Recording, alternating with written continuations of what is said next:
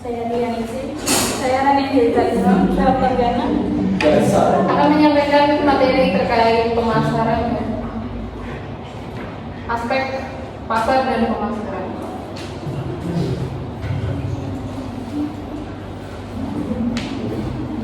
Untuk yang pertama yaitu aspek pasar dan pemasaran. Seorang pemasar harus selalu memahami terlebih dahulu pasar yang akan dimasuki, seperti ada tidaknya pasar, seberapa besarnya pasar yang ada, potensi pasar, dan persaingan yang ada, termasuk besarnya market share yang akan direbut dan market share pesaing.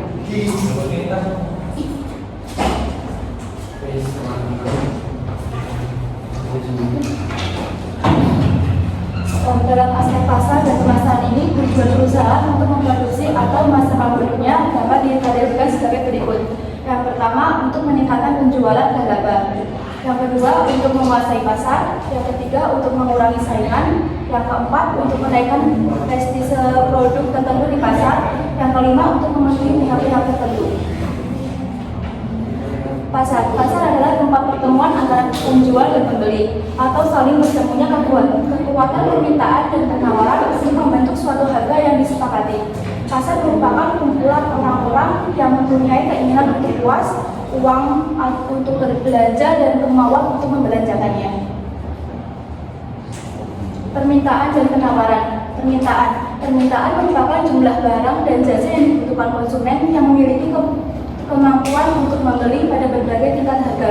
Faktor yang mempengaruhi permintaan, harga barang itu sendiri, harga barang lain, substitusi atau komplementer, pendapatan, selera, dan penduduk. Selanjutnya penawaran. Penawaran merupakan jumlah barang dan jasa yang ditawarkan produsen pada berbagai tingkat harga pada waktu tertentu. Faktor yang mempengaruhi penawaran, yang pertama harga barang itu sendiri, yang kedua harga pasar, yang ketiga teknologi, keempat biaya produksi, kelima tujuan perusahaan, dan keenam harapan akan mendapatkan laba. Bentuk pasar dilihat dari sisi produsen atau dari barang yang dijual. 1. Pasar persaingan sempurna. 2. Pasar persaingan monopolistik. 3. Pasar monopoli. 4. Pasar oligopoli. Dilihat dari sisi konsumen atau dari pembeli. Pasar konsumen. 2. Pasar industri. 3. Pasar penjual kembali atau reseller. Yang keempat pasar pemerintah. Pemasaran adalah proses kemasyarakatan yang dimana individu atau kelompok memenuhi kebutuhan atau keinginan melalui proses penciptaan, penawaran, dan pertukaran produk yang bernilai dengan individu atau kelompok lain. Tujuannya yaitu untuk memaksimalkan keuntungan dengan membuat strategi penjualan. Segmentasi pasar.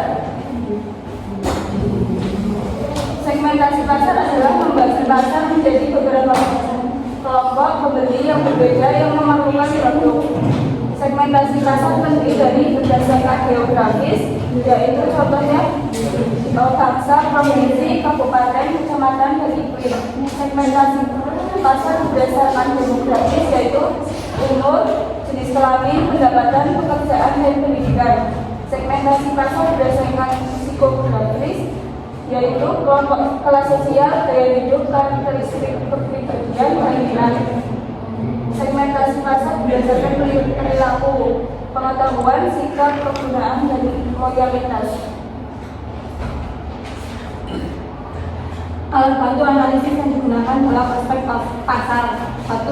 Analisis risk square untuk membuat proyeksi tingkat permintaan dan penawaran produk dari objek yang dikaji dalam ilmu statistik atau riset operasi. 2. Analisis SWOT dikaji dalam manajemen strategi. 3. Riset pemasaran yang bertujuan untuk mengetahui apakah produk yang akan ditawarkan diminati calon konsumen. Riset dapat dilakukan melalui tes produk, tes pasar. Pasar sasaran. Pasar sasaran merupakan proses evaluasi terhadap keaktifan setiap segmen, diikuti dengan pemilihan satu atau lebih segmen pasar untuk dilayani. 2. Menetapkan pasar sasaran dilakukan dengan mengembangkan ukuran dan daya tarik segmen, kemudian memilih segmen sasaran yang diinginkan. Posisi pasar. Menentukan posisi pasar yaitu menentukan posisi yang kompetitif untuk produk. Posisi pasar adalah bagaimana suatu posisi produk yang didefinisikan oleh konsumen atas dasar atribut-atributnya. Tujuannya untuk membangun dan mengkomunikasikan keunggulan bersaing produk yang dihasilkan ke benak konsumen.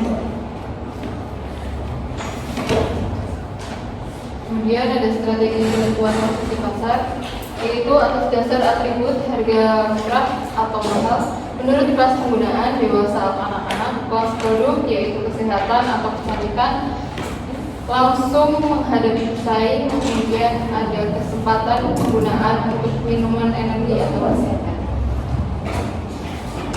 Strategi bauran yaitu marketing mix menurut Simptoni, produk yaitu barang ataupun jasa yang ditawarkan oleh pihak produsen kepada pihak konsumen untuk diperhatikan, dibeli serta digunakan. Menurut Bill Porter, segala sesuatu yang ditawarkan, dimiliki, dipergunakan atau dikonsumsi oleh konsumen sehingga dapat memuaskan keinginan dan kebutuhan termasuk di dalam fisik, jasa, orang, tempat, organisasi, dan gagasan.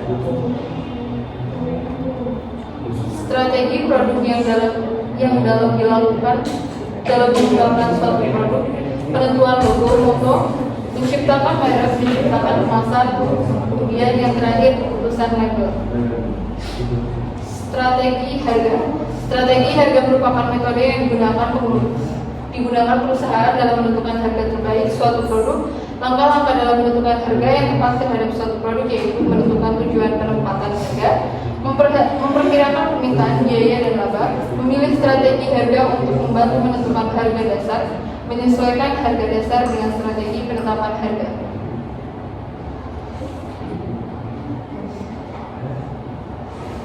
Strategi saluran distribusi. Saluran distribusi adalah suatu jaringan dan organisasi dan fungsi yang menghubungkan produsen ke konsumen akhir.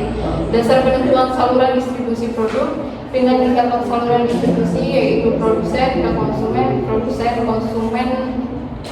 produsen pengecer konsumen, yang ketiga produsen grosir pengecer, kemudian terakhir konsumen, yang keempat produsen akhir grosir pengecer, lalu kemudian baru konsumen. Strategi promosi. Promosi adalah cara mengkomunikasikan produk kepada masyarakat agar produk itu dikenal dan dibeli. Strategi bauran promosi, promotion mix, periklanan, advertising. Periklanan adalah bentuk janjian dan promosi bukan pribadi yang dibayar mengenai gagasan atau barang oleh sponsor yang teridentifikasi. Promosi penjualan, sales promotion. Promosi penjualan adalah intensif yang jangka pendek untuk meningkatkan penjualan suatu produk, di mana pembeli diharapkan sekarang bisa. Hubungan masyarakat, public relation. Humas bertujuan membangun hubungan yang baik dengan publik untuk menghasilkan publisitas yang menyenangkan. Penjualan perorangan, personal selling, adalah metode penjualan yang dipersonalisasi yang menggunakan interaksi orang ke orang antara perwakilan penjualan dan calon pelanggan untuk mengaruhi keputusan pembelian pelanggan. Pemasaran jasa, satu orang, people, semua pihak yang terlibat dalam penyampaian layanan jasa. Peran mereka dapat mempengaruhi bagaimana konsumen merasakan kualitas pelayanan tersebut. Yang kedua, bukti fisik. Bukti fisik merupakan tempat pelayanan diberikan, tempat di mana perusahaan dan pelanggan berinteraksi. Yang ketiga, proses jasa. Proses ini melibatkan semua elemen pemasaran jasa yang dikoordinasikan untuk menjamin kualitas dan konsistensi jasa yang diberikan kepada konsumen.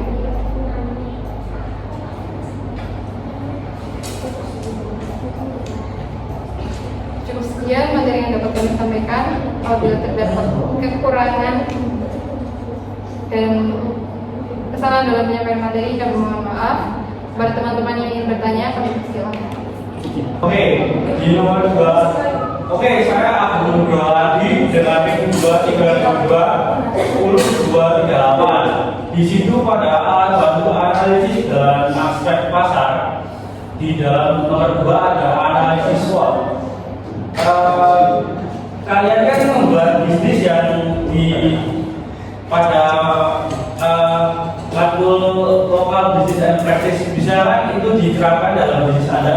Coba dipaparkan dulu. Oke, izin bertanya, perkenalkan nama saya Naufal Hanif dengan NIM AIR 239. Boleh dibantu ke slide bentuk-bentuk pasar yang dibagi menjadi apa ya, berdasarkan banyaknya penjual dan dari pembeli awal. Nah ini, oke. Pertanyaannya kan, tadi kan teman-teman sudah menjelaskan bentuk pasar secara singkat atau secara poin-poin tentang itu ya, jenis-jenis pasar yang dibedakan menjadi dua. Nah, mungkin kan kita semua yang menyimak di sini itu belum tahu pengertian dari pasar persaingan sempurna, terus pasar persaingan monopoli, terus pasar oligopoli. Nah, pertanyaan saya itu bukan tanya. Tolong jelaskan pengertian dari masing-masing pasar tersebut dan ciri khasnya itu yang membedakan dengan pasar yang lainnya itu apa? Begitu, terima kasih. Oke, perkenalkan nama saya Ringo Jaya Prasetyo dengan NIM 2322102330. Aspek pasar kan termasuk salah satu aspek yang penting buat studi kelayakan bisnis untuk menentukan apakah bisnis kita kan layak atau enggak ya. Dan seiring berjalannya waktu itu pasar kan sering mengalami perubahan kondisinya cepat berubah. Nah, pertanyaan saya itu seberapa sering analisis aspek pasar ini harus dilakukan agar selalu relevan dengan perubahan yang ada gitu kan. Setiap waktu tertentu kan pasar kan mengalami perubahan gitu. Nah, berapa waktu sekali harus dilakukan itu pembaruan aspek pasar gitu. Terima kasih.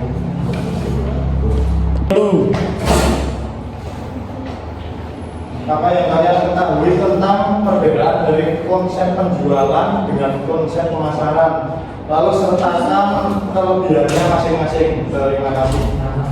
Oh iya, nama NIM 025 terakhir. Izin menjawab pertanyaan Nopal. Pasar persaingan sempurna adalah pasar di mana terdapat banyak penjual dan pembeli, produk yang dijual seragam homogen. Untuk ciri khasnya itu jumlah penjual dan pembeli sangat banyak. Produk yang dijual identik, harga ditentukan oleh pasar. Contohnya itu pasar hasil pertanian seperti beras, gandum, sayur mayur. Yang kedua, pasar persaingan monopolistik. Pasar di mana terdapat banyak penjual yang menjual produk serupa tetapi tidak identik karena adanya diferensiasi produk. Ciri khasnya itu banyak penjual dan pembeli. Produk mirip tetapi memiliki perbedaan. Keluar masuk pasar relatif mudah. Contoh pasar pakaian, kosmetik, makanan ringan, dan minuman kemasan. Untuk pasar monopoli itu pasar yang dikuasai oleh satu penjual saja yang menguasai seluruh penawaran terhadap suatu barang atau jasa. Untuk ciri khasnya itu hanya ada satu penjual tapi banyak pembeli. Tidak ada barang pengganti yang dekat, dapat ditentukan oleh produsen. Contohnya itu PLN, PDAM, PT KAI. Yang keempat, pasar oligopoli. Pasar yang terdiri dari beberapa perusahaan besar yang menguasai sebagian besar penawaran suatu barang atau jasa. Untuk ciri khasnya hanya ada beberapa penjual besar. Barang yang dijual bisa homogen atau terdiferensiasi. Ada saling ketergantungan antar perusahaan dalam penentuan harga. Untuk contohnya industri otomotif, industri telekomunikasi, dan industri semen.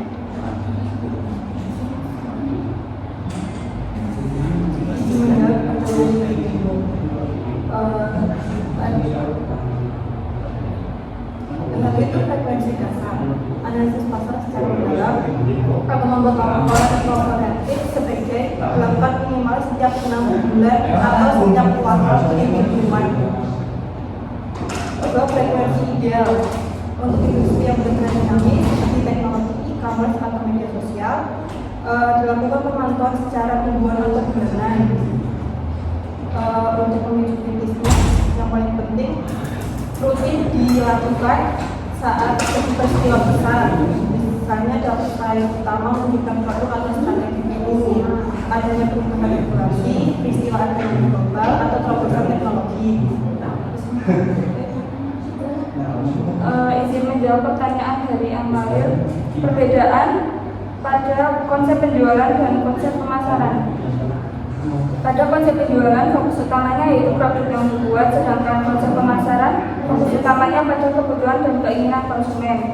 Sarana yang digunakan untuk konsep penjualan yaitu promosi dan upaya penjualan yang gencar, sedangkan konsep pemasaran yaitu produk, harga, tempat, dan promosi yang selaras. Tujuannya yaitu konsep penjualan bekerja untuk keuntungan melalui volume penjualan yang tinggi, sedangkan konsep pemasaran tujuannya yaitu keuntungan melalui kepuasan dan loyalitas pelanggan jangka panjang. Kelebihannya pada konsep penjualan yaitu peningkatan penjualan cepat, efektif untuk menjual stok dengan cepat atau saat butuh likuiditas mendesak. Sedangkan konsep pemasaran kelebihannya yaitu loyalitas pelanggan, membangun hubungan yang kuat, menghasilkan pembeli berulang atau repeat order.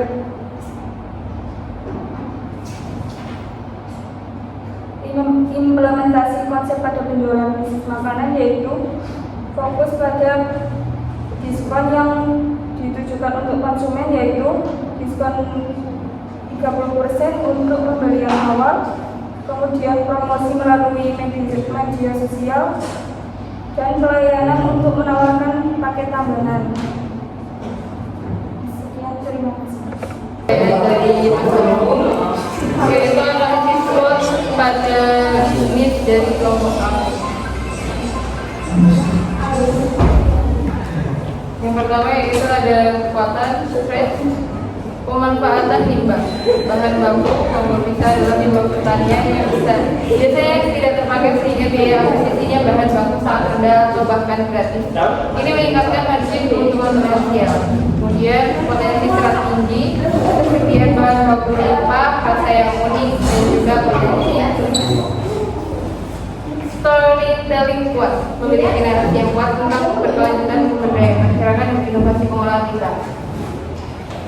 Yang kedua ada kelemahan, weakness, proses pengolahan rumit, bisa harus melalui proses pembersihan yang menghilangkan getah melalui perendaman yang memakan waktu dan tenaga sehingga proses produksi kurang efisien.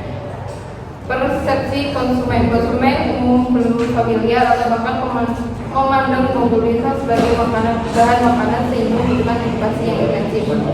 Daya tahan produk, model produksi awal, rasa cenderung hambar dan lama.